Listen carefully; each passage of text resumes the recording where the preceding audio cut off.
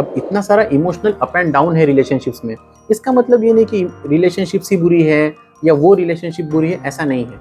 Real world में हम ये देखते हैं कि रिलेशनशिप में एक स्ट्रेटेजी होती है एक पार्टनर की, उस स्ट्रेटेजी के लिए पार्टनर के पास काउंटर स्ट्रेटेजी होती है, उस काउंटर स्ट्रेटेजी के लिए पहले पार्टनर के पास काउंटर काउंटर स्ट्रेटेजी होती है। सो एक सर्कुलर गेम होता है और एक हिसाब से वो काफी ब्यूटीफुल भी लगता है, एक हिसाब से काफी कंट्रोवर्शियल भी लगता है।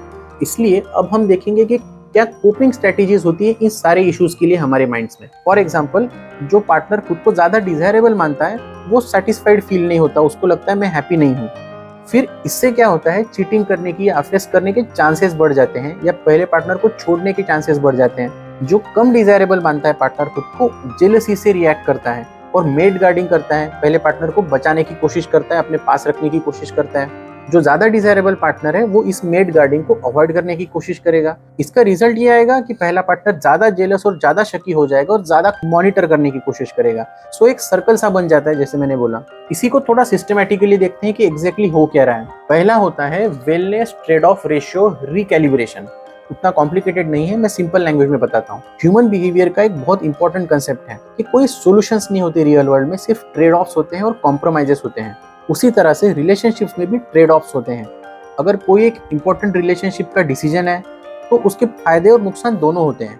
कोई अगर एक काम करना है, बच्चे की किसने केयर लेनी है, आज ये करना है तो वो कौन करेगा, अगर हाथ में पैसा आता है तो दोनों में से डिसीजन कौन बनाएगा, घर के काम पे ध्यान कौन देगा, बाहर के काम पे ध्यान कौन देगा, किसकी रिस्पॉन्सिबिलिटी ज्यादा है, किसकी राइट्स ज्यादा है। ये सारी चीजों में जनरली ट्रेड ऑफ्स होते हैं, कॉम्प्रोमाइजेस होते हैं। ऐसा नहीं कि फुल्ली राइट किसी के पास होता है और फुल्ली किसी के पास बिल्कुल राइट नहीं होता। एक बैक एंड फोर्थ डील होती है, कॉम्प्रोमाइज और निगोशिएशन होती है। सो WTR इसी चीज का एक कंसेप्ट है। सो हम हमारे खुद की वेलबीइंग से हमारे पार्टनर की वेलबीइंग में कितना ज्यादा फोकस कर रहे हैं, ये बताता है हमारा WTR, मतलब हमारा wellness trade off ratio. Simple language में, अगर आपका WTR हाई है तो आप अपने पार्टनर की हैप्पीनेस पे बहुत ज्यादा फोकस्ड हो खुद के भी कंपैरिजन में, और अगर आपका WTR कम है तो आपके पार्टनर को आप सेल्फिश लगोगे, मतलब उनकी हैप्पीनेस से आप खुद की हैप्पीनेस पे ज्यादा फोकस लगोगे। जब भी किसी पार्टनर का WTR कम होता है तो एकदम से रिलेशनशिप टूट नहीं जाता, ये छोटे छोटे डेली इरिटेशंस पे कन्वर्ट हो जाता है। डेली जो लाइफ की हैसल्स है वो पाइल अप हो जाती है और बहुत साल बाद किसी पार्टनर को बहुत ही ज्यादा दिक्कत देती है। जेलसी में WTR का कंसेप्ट ऐसा है कि जो जेलस पार्टनर है, जिसको जेलसी हो रही है, जिसको डाउट है कि मेरा पार्टनर मुझे छोड़ सकता है या मुझसे ज्यादा अच्छा है या मुझ में इंटरेस्ट नहीं दिखा रहा है, वो कैलकुलेट करता है कि वेलनेस ट्रेड ऑफ रेशो है कैसा। मतलब वो ये देखेगा कि मेरा पार्टनर मेरी हैप्पीनेस में इंटरेस्टेड भी है या खुद ही की हैप्पीनेस में इंटरेस्टेड है। अगर उन्हें लगा कि वो कम इंटरेस्टेड है मेरी हैप्पीनेस में, तो वैसा वो अपने पार्टनर को सिग्नल करेंगे। मतलब वो ये दिखाएंगे कि देखो तुम मेरे लिए उतना नहीं कर रहे हो, तुम मेरे हैप्पीनेस पे फोकस्ड ही नहीं हो, अपने अपने सेल्फिशनेस में रहते हो। और वो अपने पार्टनर को उनका WTR रीएडजस्ट यानी रिकैलिब्रेशन करने लगाएंगे। मतलब मैं जैसे खुद से ज्यादा तुम पे ध्यान दे रहा हूँ वैसा ही तुम मेरे साथ करो, ऐसा सिग्नल वो अपने पार्टनर को देते हैं। रिलेशनशिप काउंसलिंग में कई बार लोग पूछते हैं कि मेरा पार्टनर सबके साथ अच्छा रहता है बट सिर्फ मेरे साथ ही चिड़चिड़ापन रहता है, उसे मुझसे ही इरिटेशन होती है, गुस्सा रहता है हमेशा, पता नहीं किस चीज का है। जनरली जब लोग सोचते हैं गुस्से के बारे में तो गुस्से को एक बुरा, निगेटिव और बैड इमोशन मानते हैं।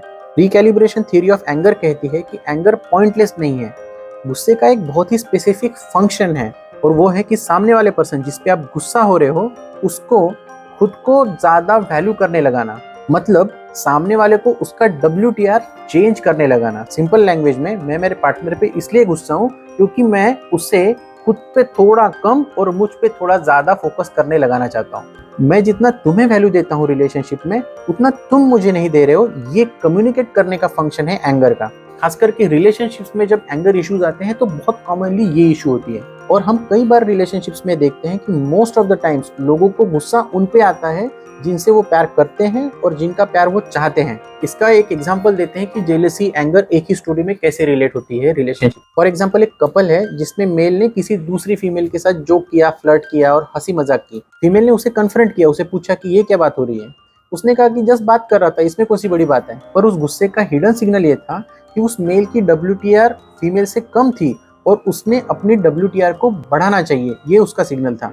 अगर वो उसका WTR नहीं बढ़ाता तो वो लड़की भी अपना WTR कम कर देगी, मतलब वो भी उस बॉयफ्रेंड पे, उस हस्बैंड पे उतना फोकस करना, उसे वैल्यू देना कम कर देगी। इससे ऐसा हो सकता है कि मेल इस पे ध्यान देना और कम कर दे। इससे ऐसा हो सकता है कि रिलेशनशिप एक डाउनवर्ड स्पाइरल में चली जाएगी और दोनों एक दूसरे को कम कम वैल्यू देते देते रिलेशनशिप को और ज्यादा बिगाड़ देगा और रिलेशनशिप टूट भी सकती है। या फिर ऐसा भी हो सकता है कि जस्ट नाम के लिए साथ है और दोनों को एक दूसरे की कुछ खास पड़ी नहीं है, ऐसी सिचुएशन हो जाती है। इसका मतलब ये है कि WTR का जो कंसेप्ट है ये म्यूचुअली इंटरडिपेंडेंट है। मैं अपने पार्टनर पे कितना WTR दे रहा हूँ, वो मुझे कितना WTR दे रहा है, इस पे डिपेंड करता है। और इसलिए ये कंसेप्ट बड़ा कॉम्प्लिकेटेड सा यूज करना पड़ता है।